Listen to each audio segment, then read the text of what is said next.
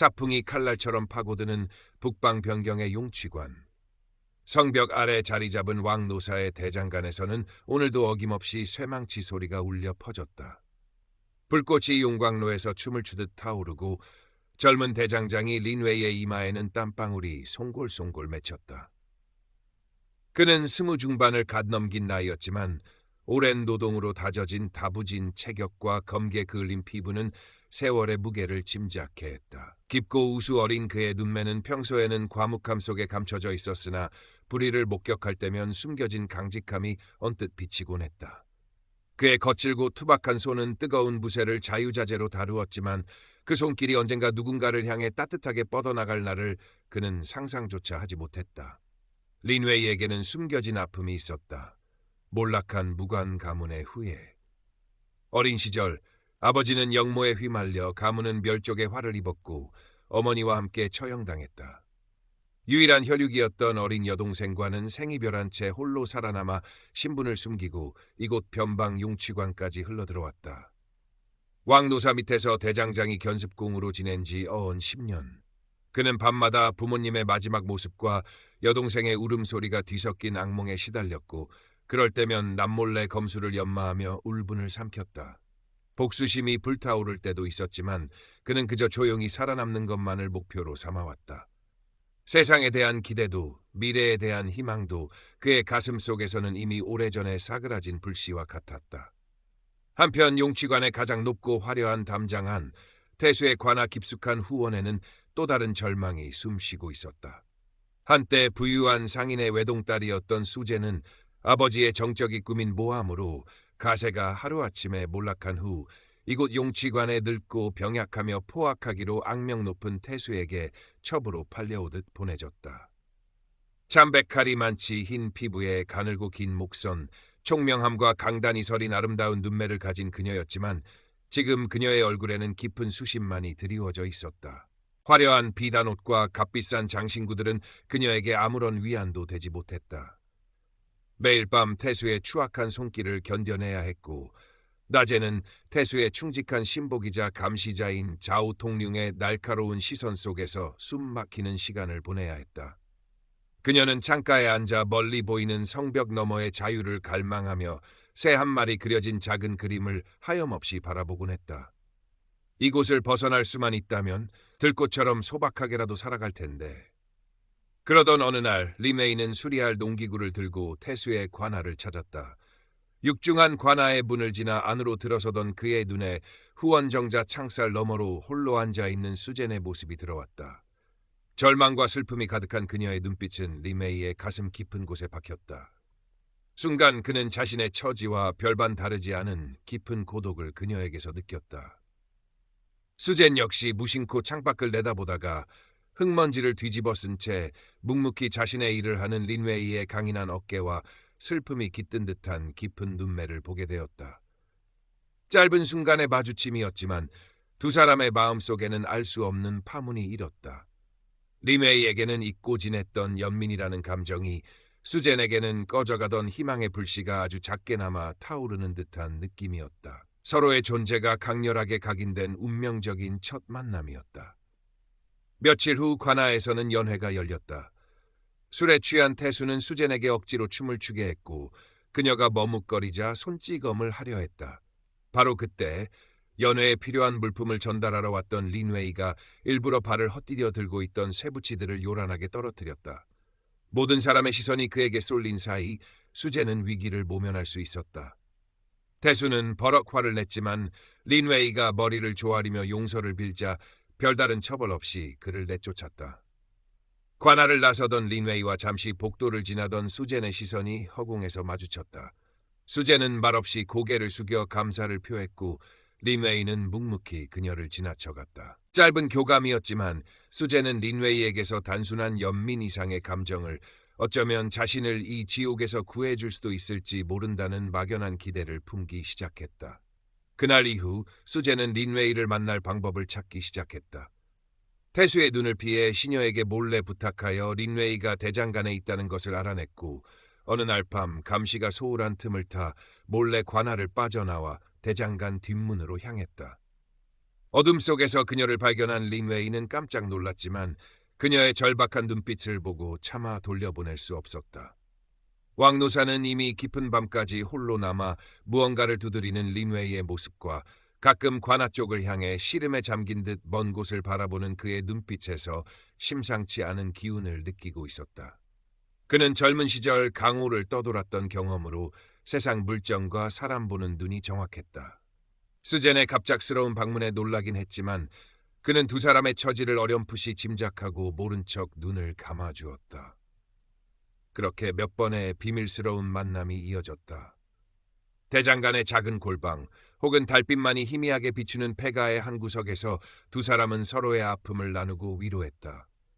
린웨이는 자신의 비참한 과거와 복수를 꿈꾸면서도 차마 실행하지 못하는 무력감을 털어놓았고 수제는 태수의 학대와 자유에 대한 처절한 갈망을 이야기했다. 만남이 거듭될수록 서로에 대한 연민은 사랑으로 변해갔고 신뢰는 깊어졌다. 린웨이의 투박한 손이 수젠의 여린 어깨를 감싸 안을 때 수젠은 처음으로 따뜻한 위안과 안전함을 느꼈다. 린웨이 역시 수젠의 맑은 눈동자를 바라보며 잊고 살았던 삶의 의미를 되찾는 듯했다. 이곳을 나가면 들꽃처럼 살고 싶어요. 누구의 눈치도 보지 않고 그저 햇살을 받으며 자유롭게 피어나는 그런 삶을요. 수젠의 목소리는 가늘게 떨리고 있었다. 린웨이는 그런 수젠의 손을 꼭 잡았다. 내 손은 무쇠를 다루지만 당신의 손 비단을 만져야 하오. 하지만 당신이 원한다면 이 거친 손으로 당신을 위해 들꽃을 심어주겠소. 그의 진심 어린 말에 수젠의 눈가에는 이슬이 맺혔다. 그러나 그들의 위태로운 행복은 오래가지 못했다. 자오 통링은 수젠의 얼굴에 전에 없던 생기가 도는 것과 가끔 밤늦게 그녀의 방에 인기척이 없는 것을 수상히 여겼다. 그는 수젠에 대한 감시를 더욱 강화했고 린웨이라는 대장장이의 존재를 의심하기 시작했다. 그는 부하들을 시켜 린웨이의 뒷조사를 은밀히 진행했다. 설상가상으로 태수의 병세가 급격히 악화되었다. 관아에는 태수가 죽으면 평소 그가 아끼던 수젠을 함께 순장시킬 것이라는 흉흉한 소문이 파다하게 퍼졌다. 소문을 전해 들은 수젠은 극도의 공포에 휩싸였다.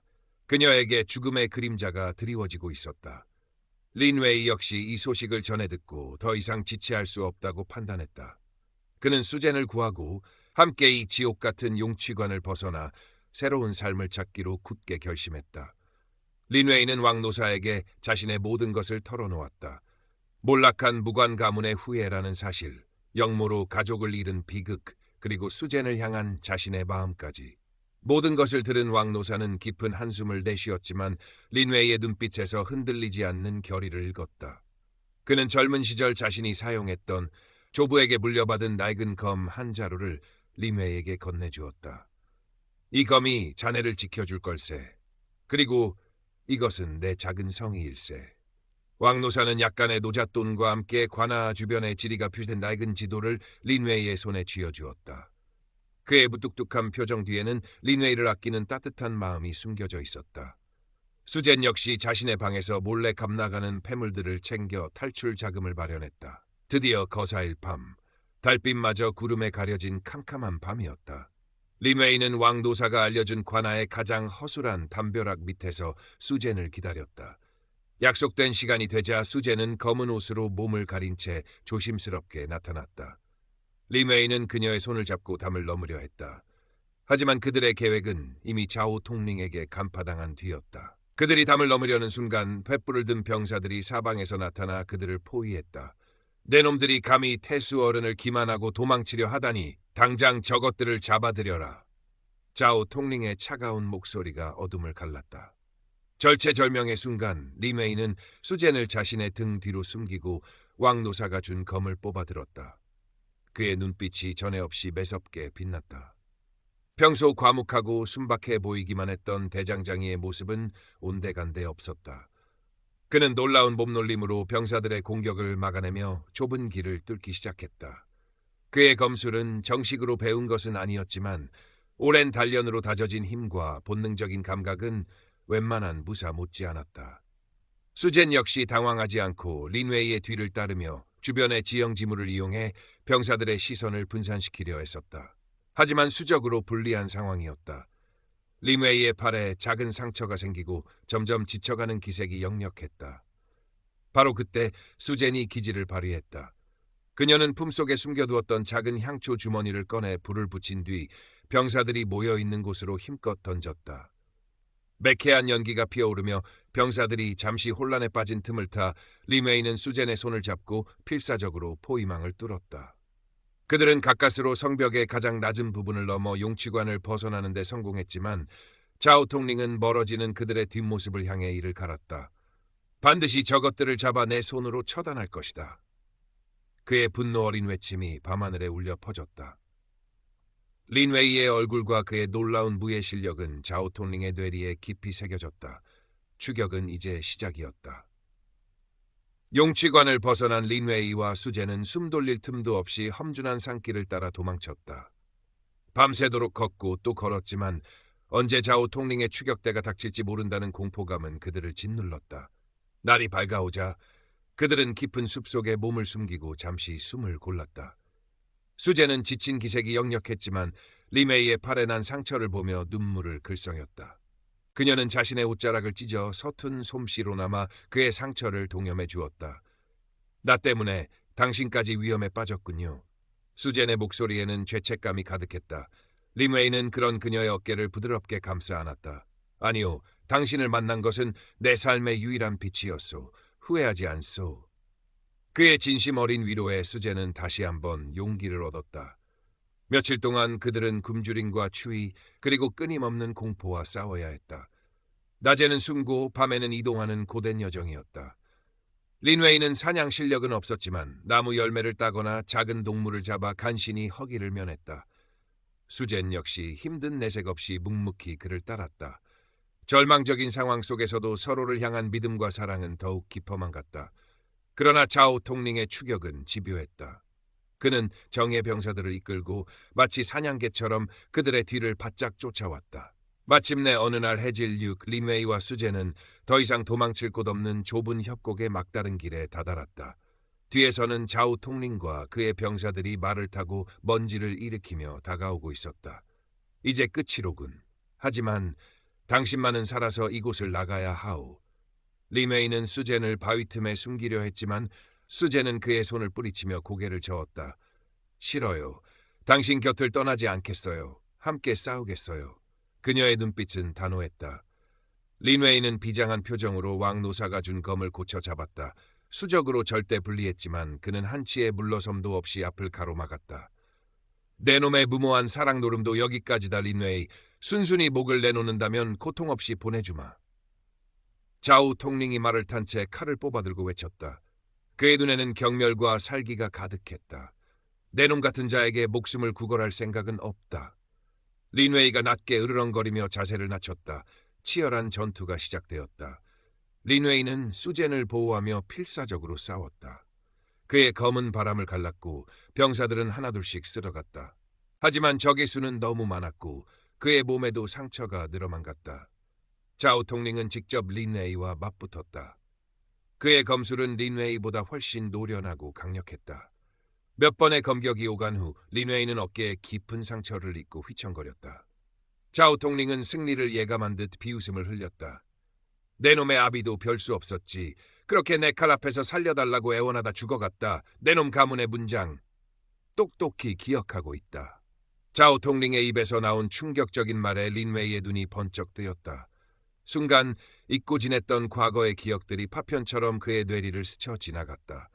아버지의 피 묻은 얼굴, 가문의 문장이 새겨진 깃발이 불타던 모습, 그리고 자오 통링의 얼굴이 그 모든 악몽의 중심에 있었다.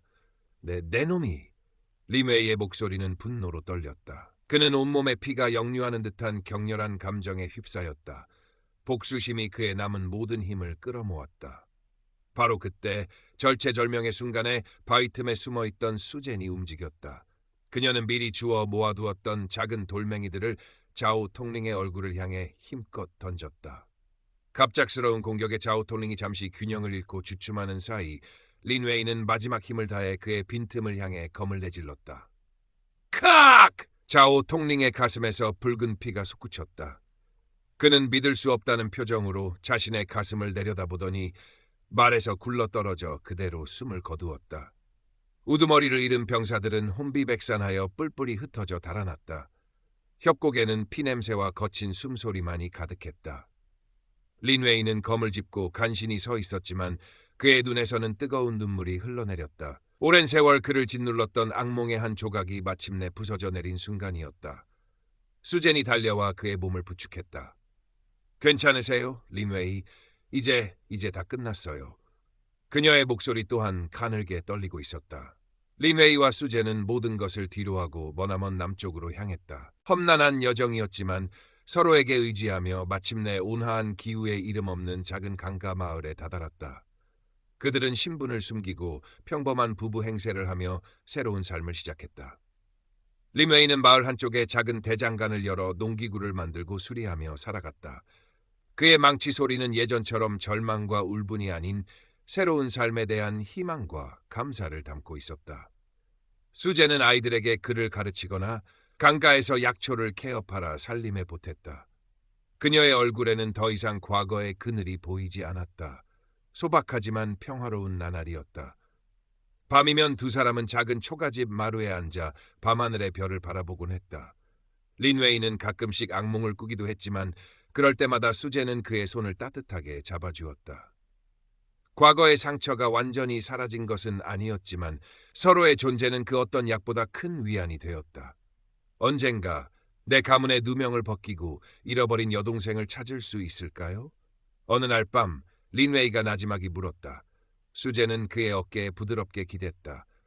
분명 그럴 날이 올 거예요. 하지만 설령 그렇지 못한다 해도 지금 우리에게는 서로가 있잖아요. 그것만으로도 충분히 행복해요. 그녀의 말에 린웨이는 조용히 고개를 끄덕였다. 그의 가슴 속에는 따뜻한 온기가